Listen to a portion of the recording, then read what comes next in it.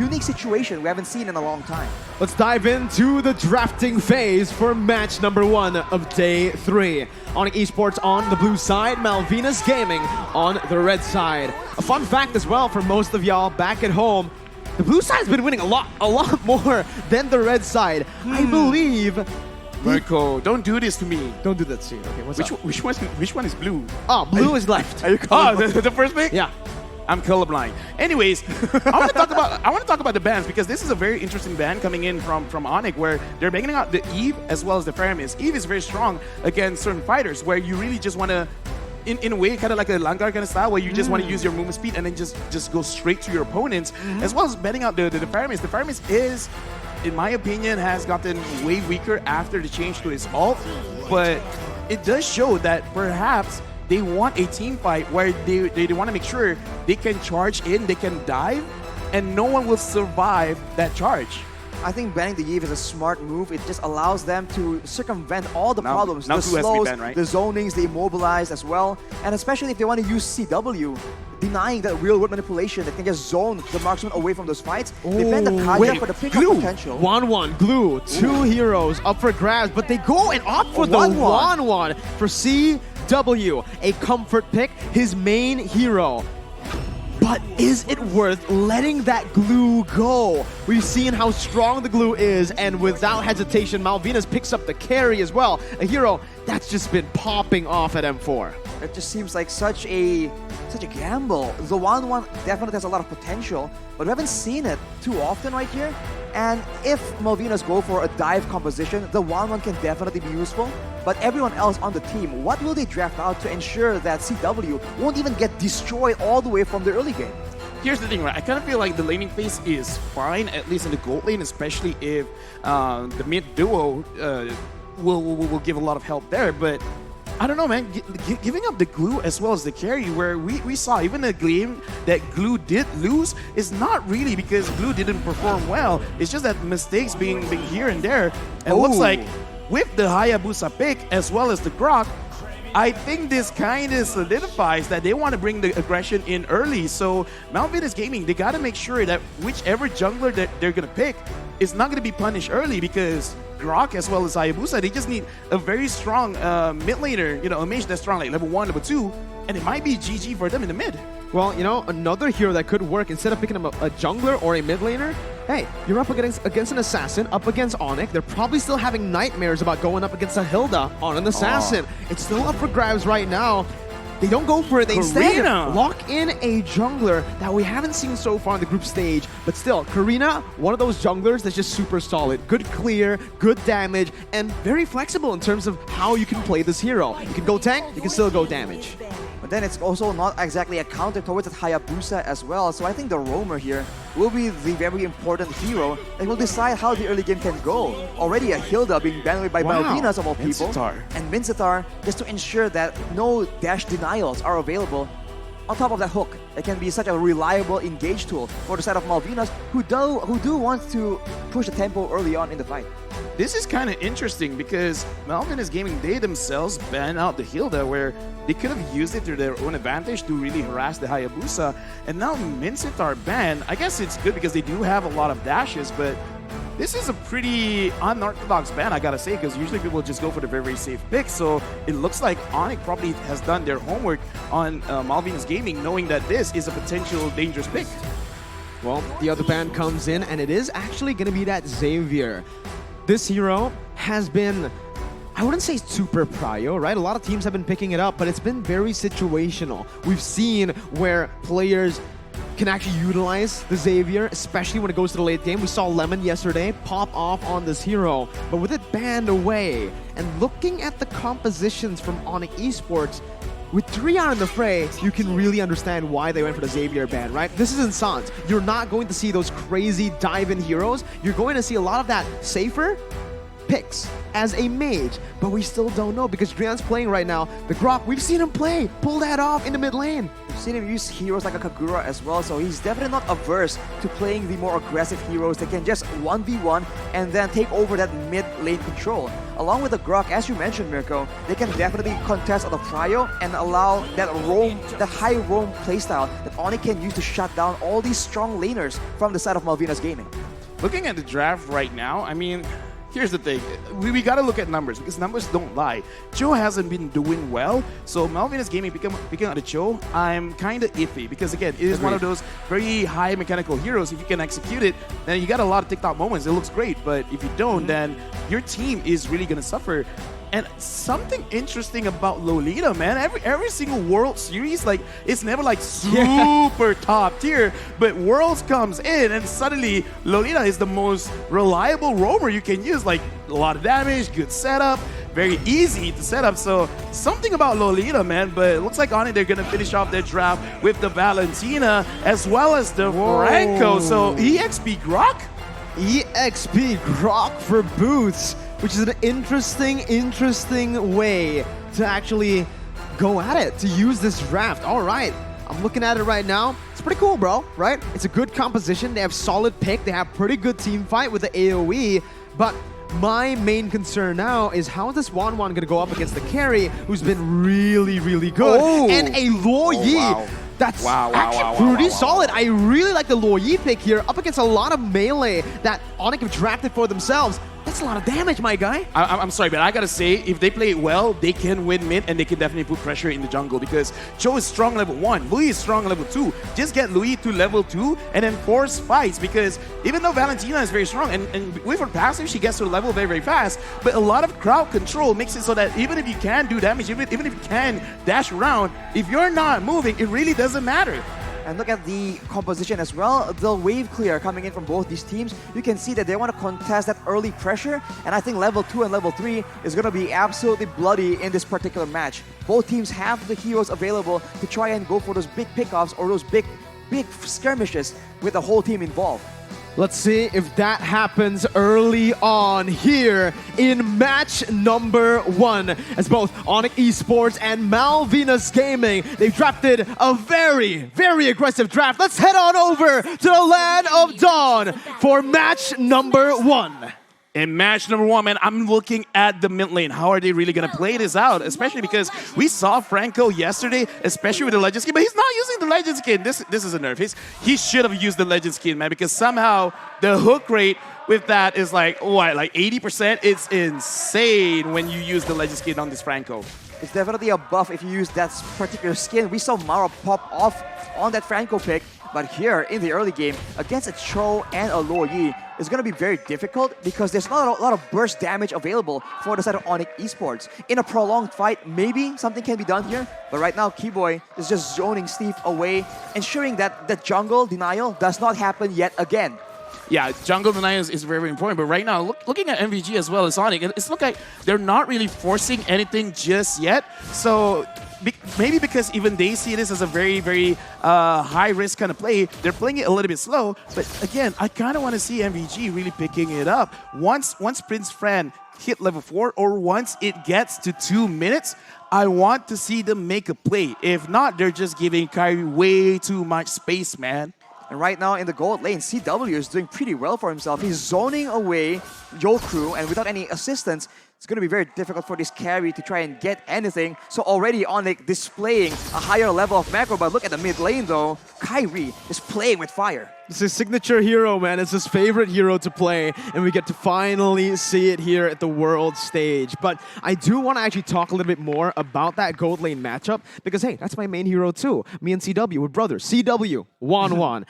Up against the carry, you do have a winning lane. It comes down to a bit of a skill matchup, right? It's definitely advantageous for the Wan, but as long as you dodge from the spinning light wheel from the carry, you're all good to go. You could just all in, and there's nothing Jokru can really do if he's solo. And CW has actually manipulated the wave so well to get a level advantage here early on to put on even more pressure towards the gold lane while his team sets up for the turtle.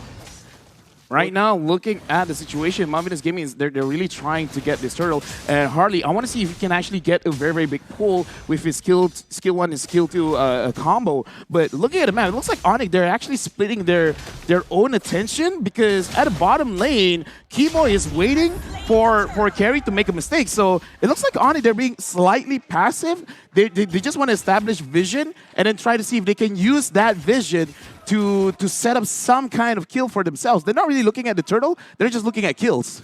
They seem to be trying to make sure that Jolkru needs to walk up and then want to engage on him using Keyboy on that Franco. But Jolkru has been very patient, just leaving farm out. And now Steve seems to be the main target for the side of ONIC. Steve gonna be caught there by the bloody hunt, and that's first blood over to ONIC Esports. And it's one of the worst targets for ONIC Esports to get a kill on, right? It's CW on that 1-1, a signature pick, and you could already see the rotations here from ONIC. They're going pretty aggressive. Yeah, like I said, right now it looks like they're not really thinking of objectives. They're just trying to rack up some kills, and I kind of feel like they're playing for the mid game. The early stages of the game, they kind of don't care so much. So I'm looking at the second or third turtle for ONIC to really show their true colors. Because for now, looks like CW got caught. What a brilliant use of that ultimate from the Lo Yi. Getting to the back, not giving vision at all. And Stiff is here over in the gold lane, using the way to Dragon to lock Keyboy up. And it's another kill over to Prince Fran. 2 kills on the board as Rian rotates back down to save his turret. But man, MVG, they're utilizing the Lo Yi so well. It's a clean performance. That is such a creative use. And on the other side, you even see Dragon rotate to the mid lane to ensure that the lanes are all still being controlled. So Malvinas showing a lot of macro gameplay here, matching ONIC in that department. That is definitely a very impressive feat. Hey, that's what I want to see, but I want to see more of it, because if you understand where ONIC is around the map, you have a lot of ways to control ONIC with the Cho, with the Lu Yi, and then if everyone's controlled, because looking at Prince Friend, he's not going for a tanky build. He's using the Mage Emblem, so this is a damaged Karina. So as long as no one really hits her, she could potentially get the first Savage of M4. First Savage of N4. It's a tall order, but Malvinas might be able to make it happen. We'll have to see how the fights play out, because so far it's been skirmishes. In the big, massive team fights, I do think that Malvinas has, in a way, better of a composition, more crowd control, more AoE. ONIC seems to be a lot more geared towards the skirmishes. And you know, to add on to that, we said it, ONIC Esports in the draft have been struggling a bit. We saw it against Todak, and now we're seeing it again against Malvinas. Kyrie gonna be able to steal the purple buff away, and in the gold lane, we're seeing a gank already with Jokru flickering out, but still getting hit by the bloody hunt as Rian brings him back for the knockout strike right there, and Stiff is gonna be able to actually go up, zone the other members away while CW takes the turret. Prince Fran gonna be there, Keyboy gets a massive hook, but there's no follow-up from ONIC Esports. Both teams back away, and ONIC finally get that gold lead back into their hands. Honestly, looking at this game right now, I do want to ask Arashi, where I'm looking at both gold laners, the 1-1 as well as the carry. If we really go towards, like, I don't know, like a 17-minute game, which one is like more prevalent in the late game in this current meta? Is it still the 1-1 or is it the carry? I think carry will be doing a lot more damage, In team considering fights? that in team fights, the damage isn't really reliant on combos and on skills, right? As long as Jolkru is auto-attacking, basic attacking again and again, that damage will eventually stack up. And in the late game with full items, that is a lot of damage for both any squishy member or the tanky member. But if ONIC Esports want to actually get CW popping off on that 1-1, they need like a proper setup, a proper engage. And now it does seem like they are attempting to make something happen. Keyboy is looking for it right now, man. They can see it. They go for the hook. Steve is going to be caught by the bloody hunt as well. And that's the pick-off composition that ONIC Esports have built for themselves, right? We mentioned it. In the team fights, they might not be able to actually face off against Malvinas Gaming. But when it comes down to the team fights here, the pick-off potential, Keyboy finds a hook onto Prince Fran. Kyrie jumps in, gets a shadow kill in with the killing spree. And it is just Kyrie going back and forth. 2 kills on the board by Keyboy. That's the setup. Dude, that was amazing. Like, okay, fine. Legend skin, no legend skin. It looks like the hooks are being very cooperative for today, and that is very smart because he flanked to the side because, okay, I got to make sure they don't see this coming. And that was an amazing play. 1.6K goal lead. ONIC is ahead. But again, they're ahead because they're able to kind of like split the fight off and that's great. If they go for a team fight, it might not be so good. So as long as they keep their focus, this could be their game. Well, Harley's gonna be caught there as Drian is able to flank all the way. CW is looking for one more. Way too aggressive, gets picked off in the process as Kyrie has been going onto the turtle, just poking it down, picking it up for his team. Keyboy now caught, gonna be brought back by his team, but has the flicker. Dragon very close from that iron hook, is gonna be able to back off though. That was a very creative engage, using the stolen teleport coming in from Drian, just getting all the way behind Malvinas Gaming, and then using their own weapons against themselves. Unfortunately, as we saw earlier, CW was just a bit overeager to make that kind of play happen, but Keyboy is already yet again on the hunt. He has his sights set on Jokru. Jokru gonna be targeted down here as Kyrie jumps in, uses the shadow kill over to Jokru, but the RNG does not favor him. It's still gonna be Jokru, Coleman down. Keyboy running away as CW pops the crossbow tang onto Harley. Not gonna be able to find that, and it's actually CW who gets taken down. Dragon still hunting, but that's the way the Dragon's stolen away by Drian, kicking Dragon back, and to actually disengage from this. Kyrie still doing all that he can with those quad shadows, but it is just gonna be a stalemate. Both teams backing off, no more kills on the board. Yeah, looking at that situation, I gotta say, man, because CW, it looks like he can reliably trigger the ult, but he's got to be careful of his positioning, because more often than not, when everyone else is backing away, CW is going in front, and that is flashy. You know, like you want to get those crazy kills, but it looks like the damage is not there just yet. He's got to be a little bit mindful about when he goes in and where he positions himself. Well, let's take a look at the instant replay for the previous fight. It all began with that play onto Jokru, and unfortunately for ONIC, it just took a bit too long for that kill to be secured. Yeah. But they were still able to secure the kill, and CW goes for this play, but he lands way too close in the midst of 3 members of Malvinas. And as you mentioned, Lofel, I think that with this composition, CW can play a bit more reactive and use the crossbow of Tang as an outplay tool instead of an offensive tool, and maybe he'll have a lot more success in surviving these big team fights. Well, once again, we're going to have to see how this plays out. no, CW is wait. going to be able to catch them, but it's going to be CW who's the one who gets slain. Keyboy in the midst of it all going to be taken down as well. Prince Fran, oh my god! Whoa! Almost just baiting it right amount of time for Drian to pick up a kill, but Drian now is able to actually maneuver out. Kyrie jumps in with a double kill, goes in for the shadow kill to pick up a triple, and Kyrie gets it done for ONIC Esports.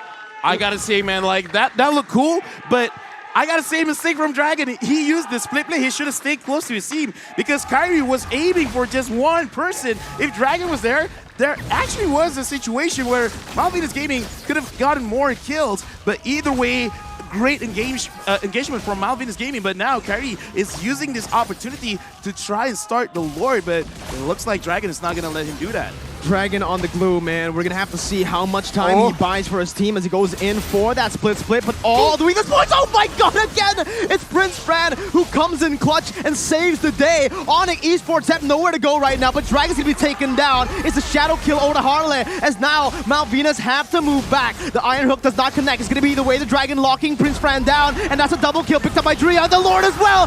Drian is an absolute monster as he's looking to claim a maniac, but Keyboy, his own teammate, says, no, I want some time too. And just like that, that's a wipe out for ONIC. What? That was so insane, man. Malvinas were able to actually get the initial advantage. CW was picked off, but it doesn't even matter. With all the resources already used in that team fight, ONIC were able to just end and just wipe the whole floor with Malvinas Gaming. Kyrie, on cleanup duty, has been so intelligent with when he goes into these fights. Yeah, this does show a little bit of experience, because ONIC, the moment they saw the engagement coming in from Malvinas, they just backed off, and Malvinas kind of didn't get the message because their HP was below half, way below half, and they still tried to fight it out, and I kind of feel like that was the biggest mistake. Looking at the player head-to-head now, CW as well as Jokru, the average KDA for CW as well as gold per minute is looking much better, and the average damage per minute, even though he keeps getting ganked, he makes sure he deals the damage before he gets taken down. He's actually been kind of like that tank, right? He's the one baiting out all the resources, and Drian has been the carry with Kyrie. As now, they are going to make their way for themselves towards that mid lane with the Lord, who's trying his best to just delay that Lord push with that top lane being pushed in. Dragon still buying some time, jumps in with his Blaze Blade, but he got his key boy! My goodness gracious! With an iron hook out of nowhere onto Harley as Kyrie jumps into the back line with a shadow kill, and that's gonna be Stiff falling down as well. Prince Fran's gonna be taken down with a crossbow tang, and it's translated over to Dragon. ONIC Esports with a 9.7k gold lead. They're gonna go for Dragon before they end the game. Now they're still going for it. The winner Truncheon was popped in, but it's a wipe out for ONIC Esports as they seal their first win at M4.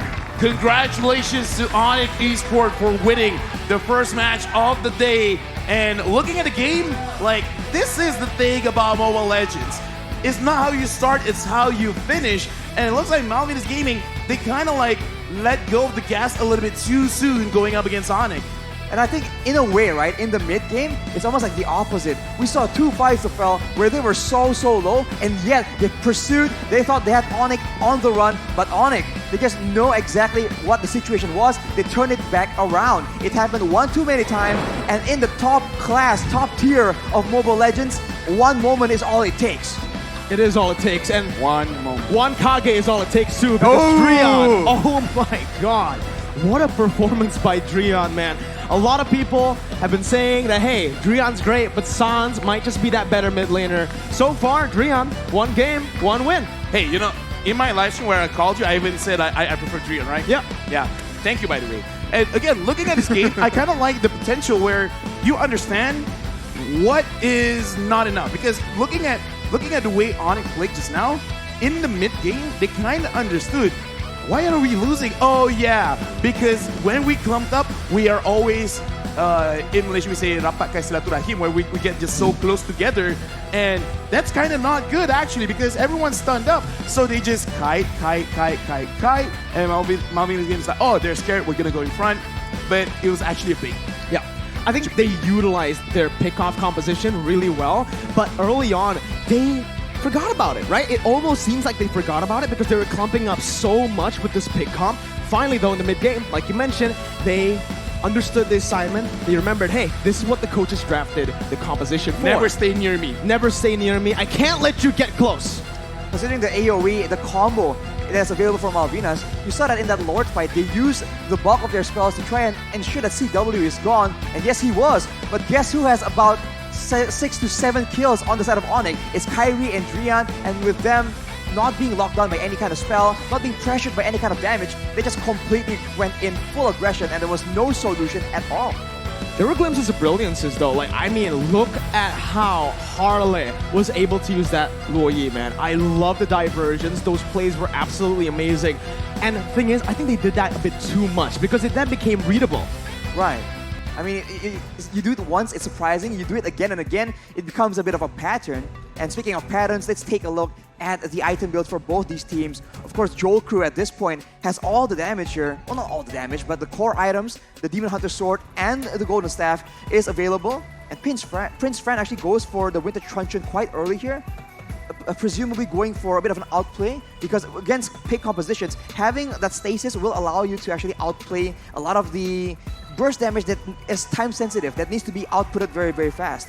But on the other side, take a look at Boots with his itemization. He goes full damage, full aggression, and I think the idea was to be able to have enough damage to clear the wave. And if you look at this particular match, he was able to match Glue, the very oppressive hero, in clearing and in roaming around. So I think this is a way to counter this Glue pick. No, and we got to put into consideration, right? Grog, the more physical attack he has, it translates into physical defense. So it's really not that big of a deal to handle with them. He just needs one magic resist item that, shield to make sure that once he gets caught, it's really not that big of a deal, especially because he does have the flicker, he does have the wild charge. So in case if he does get himself in a very bad situation, he could just bounce, he could just jump away, no problems. We're gonna look at the post-game stats here because I want to look at the team fight participation because Harley 100%, and like you guys said, fool me once, shame on you.